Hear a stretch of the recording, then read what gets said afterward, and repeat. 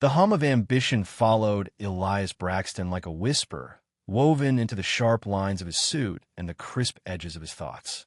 From the back seat of his black luxury sedan, he watched the golden sunset dip beneath the skyline of Hartsfield Executive Terminal. At the far end of the tarmac, a gleaming silver jet stood like a promise. It wasn't just a plane. To Elias, it was a symbol, a marker of how far he'd come from sleepless nights coding in a tiny South Side apartment to the helm of Centurion Systems, the leading independent data security firm in the Western Hemisphere. He wasn't flying to Berlin just for another boardroom negotiation. He was going to finalize a deal that would make Centurion untouchable. Every detail was in place. "All set, Mr. Braxton," said his driver, Jalen, opening the door with a nod. Elias stepped out, the evening breeze brushing against his charcoal wool coat. He glanced at his watch.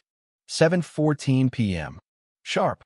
He preferred quiet power, no press, no unnecessary flash. Just movement.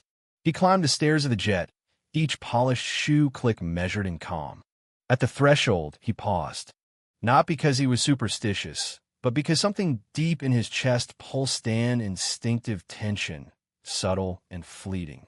Inside, the cabin glowed with warm lighting. Cream leather seats, wood accents, low jazz playing softly. Pristine, professional, but the welcome didn't match the surroundings. "Evening, Mr. Braxton," said a crew member with clipped politeness. The man's name tag read Brent. Mid-30s, square jaw, a flight attendant Elias had seen before. But this time, Brent's smile didn't reach his eyes. The moment was brief, but Elias clocked it. The pause. The way Brent avoided direct eye contact. The kind of microaggression you learn not to dignify. Elias gave a nod in return and took his seat 1A, window, where he always sat. As the jet lifted into the clouds, Elias leaned back, exhaled slowly, and thought of his son, Isaiah, back home with his mother. He promised he'd return with the science kit they'd picked out online. He smiled faintly at the thought. Then came the meal service. Elias placed his usual order: grilled chicken, mashed potatoes, vegetables. Brent nodded, offered a vague acknowledgement, and walked away. Time passed. Passengers around him were served. Elias waited and waited. When he pressed the call button, Brent returned with a plate. Cold lasagna, poorly plated, and not at all what was requested. "I ordered the grilled chicken," Elias said, his tone measured. Brent didn't blink. "This is all we have," he said curtly. Elias leaned back slightly. "Then I'd like to speak to the captain." Brent sneered. "You should be grateful you got anything." Then he turned and walked off. The words hit harder than the food ever could.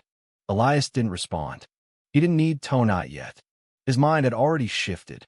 There were moments you absorbed and moments you acted. This one he would carry. But Brent wasn't done. 10 minutes later, he returned, arms crossed. "Still not satisfied?" he asked coldly. "I asked to speak with the captain," Elias said calmly.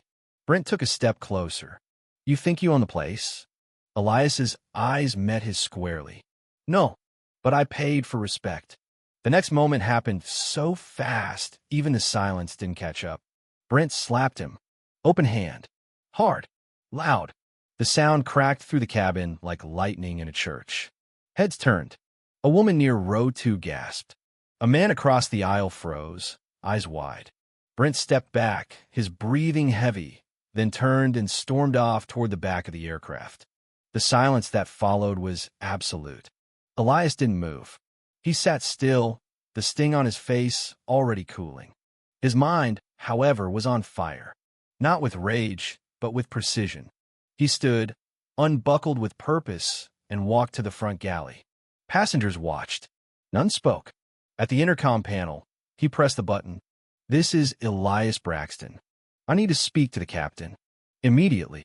Minutes later, the captain emerged, gray at the temples, calm eyes, and a face that quickly tightened when Elias described what had happened. "I'm requesting an emergency landing," Elias said. "This crew member assaulted me in front of passengers." There was no debate. The plane banked slightly. An emergency reroute was confirmed. Within 20 minutes, the jet touched down at East Point International, a decision that would ripple far beyond the runway. News spread fast. A passenger's recording, shaky and brief, caught the aftermath as stunned silence. Brent disappearing to the back, Elias standing with calm dignity. The footage went viral. By the next morning, headlines blazed. Tech CEO assaulted on private flight.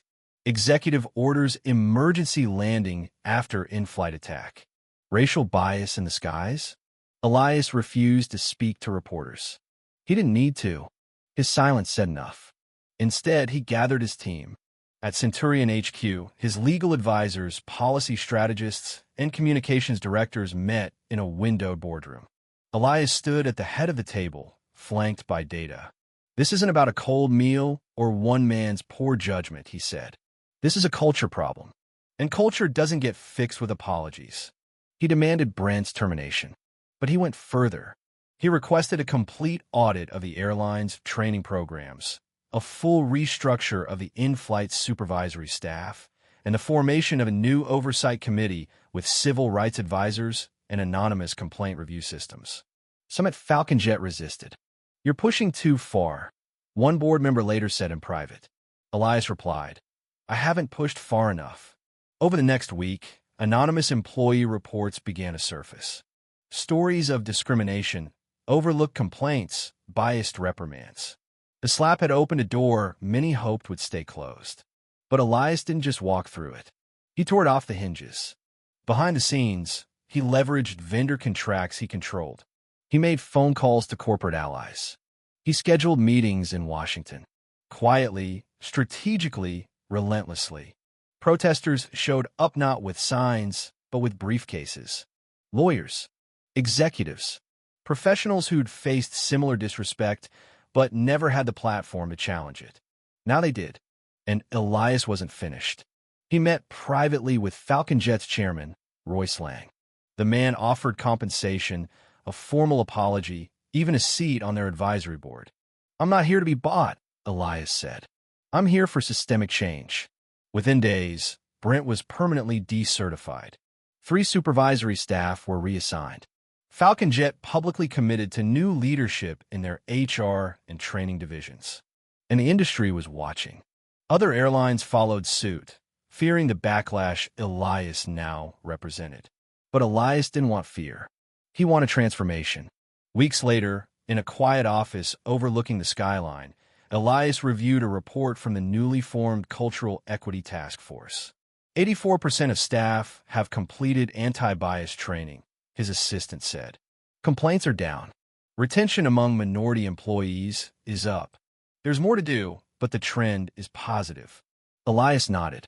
Then he made a quiet request. "I want to fly commercial again." "No yet. Book me a seat in coach." His assistant hesitated. "Are you sure? I want to see how they treat people now." "All people." And he did. Boarding pass in hand, he waited in line like everyone else. He smiled at the gate agent. Sat in 23A beside a young mother and her daughter. The flight was smooth. The service was respectful. And somewhere high above the clouds, Elias Braxton looked out the window, not at the sky, but at everything that had changed since the day he chose not to retaliate but to lead. And this time, nobody dared forget his name.